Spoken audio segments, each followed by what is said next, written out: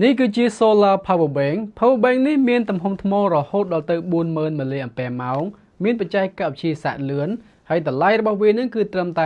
$25តែប៉ុណ្ណោះដែលបងប្អូនយើងអាចរកទិញបានជាមួយនឹងលេខដែលខ្ញុំដាក់នៅលើវីដេអូនេះ Power Bank ប្រភេទនេះគឺវាល្អសម្រាប់បងប្អូនយើងនៅតាមទីជនបទសម្រាប់បងប្អូនយើងដែលធ្វើដំណើរចូលក្នុងព្រៃមួយយប់ពីរយប់អីចឹងទៅវាមិនធំពេកហើយវាក៏មិនតូចពេកដែររូបរាងវាគឺប៉ុណ្ណឹងបងប្អូនយើងផ្ទាំងសូឡានៅខាងមុខហ្នឹងបងប្អូនយើងដាក់វាផ្ដេកចំពលឺថ្ងៃទៅពលឺថ្ងៃនឹងចាស់ចូលវាតែម្ដងដើម្បីបំពេញថ្មនៅក្នុង Power Bank មួយនេះហើយវាក៏មានបន្ទះ wireless charging មួយផងដែរនៅកន្លែងនេះបងប្អូនឃើញហើយគេដាក់ថា wireless នៅលើនឹងតែម្ដងបាទអញ្ចឹងបើថាចង់សាកអីក៏យើងដាក់វាពីលើអញ្ចឹងមកវានឹងធ្វើការសាក iPhone របស់បងប្អូនហើយនេះបងប្អូនឃើញណាហើយវាមានភ្លើងមួយនៅកន្លែងនេះដើម្បីបញ្ជាក់ថាយើងកំពុងប្រើ wireless charge ឬក៏មិនប្រើ wireless ជួនកាលបងប្អូនដាក់នៅលើទៅវាអត់សាកបងប្អូនយើងអាចចុចប៊ូតុងនឹងមួយផ្លេតបានចុចអញ្ចឹងទៅវានឹងលោតភ្លើងនឹងឯងបញ្ជាក់ថាយើងអាចប្រើប្រាស់ wireless charging បានអញ្ចឹងណាហើយខាងមុខគេហ្នឹងបងប្អូនឃើញមានភ្លើង3 4គ្រាប់នៅខាងលើហ្នឹងដើម្បីបញ្ជាក់ថាថ្មយើងសមបានកម្មអញ្ចឹងទៅតាមបទពិសោធន៍របស់ខ្ញុំប្រើវាតាំងពី2 3ថ្ងៃមកម្លេះឥឡូវហ្នឹងនៅមិនទាន់អស់នៅឡើយទេហើយបងប្អូនយើងអាចប្រើពិលជំនួសទឹកភក់នេះពិលខាងមុខឡើងប៉ុណ្ណានៃអំពូលហើយធំមែនទែនតែម្ដងអញ្ចឹងបើថានៅពេលយប់ប្រលប់អីណាគ្រាន់តែចុចអាប៊ូតុងបិទបើកយើងហ្នឹងមកនេះប៊ូតុងហ្នឹងមកវានឹងលោតពិលមកឲ្យយើងតែម្ដងឃើញទេបងប្អូនយើងចាំងភ្នែកមកតែម្ដងបាទអញ្ចឹងវាពិតជាល្អសាកលឿនណាបងប្អូនយើង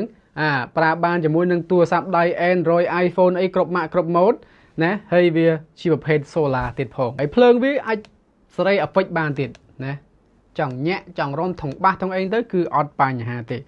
ឡូវយើងក៏លេខទៅនិយាយពីរុនសាកវិញនៅខាងក្រោយហ្នឹងគឺបងប្អូនឃើញមាន4 port បងប្អូនណាបាទអញ្ចឹងយើងមាន USB A 2 port បងប្អូនយើងអាចប្រើបានណាហើយយើងមាន micro USB ក៏ដូចជា Type C មួយផងដែរមកខាងនេះបងប្អូនយើងឃើញមានខ្សែមួយដែលគេឲ្យយើងdirectមកតែម្ដងបាទសម្រាប់ធ្វើការសាកទូរស័ព្ទដៃ Android របស់យើងវាជាភេទ Type C cable ណាហើយមកខាងនេះទៀតគឺជាភេទ Lightning បើសិនជាបងប្អូនយើងនៅប្រើ iPhone ចាស់យើងអាចប្រើខាងនេះបាននេះខ្សែវាគឺពពុះចេះមាន2គ្រាប់នៅក្នុងហ្នឹងបងប្អូនយើងប្រើមួយណាក៏បានដែរ iPhone ចាស់ប្រើទៅណាសរុបមកខ្ញុំឃើញថា VG Power Bank មួយល្អបងប្អូនយើងមានមុខងារសម្បូរបែបនៅក្នុងហ្នឹង wireless charge ក៏វាមានណាvàផ្ទាំង solar ក៏វាមានផងដែរនេះបងប្អូនឃើញធំមែនតើតែម្ដងផ្ទះ solar ផងគេ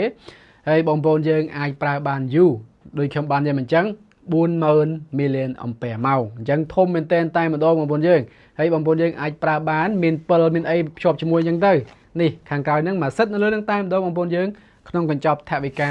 10,000 រៀលយើងគិតទៅណា$25ហ្នឹងឯងនៅភ្នំពេញយើងតែម្ដងបើថាចាប់អារម្មណ៍អីតាក់ទងជាមួយនឹងលេខហ្នឹងទៅអរគុណបើអញ្ចឹងនេះគឺជាអ្វីដែលខ្ញុំចង់ចែកចម្លែកពាក់ព័ន្ធជាមួយនឹង Solar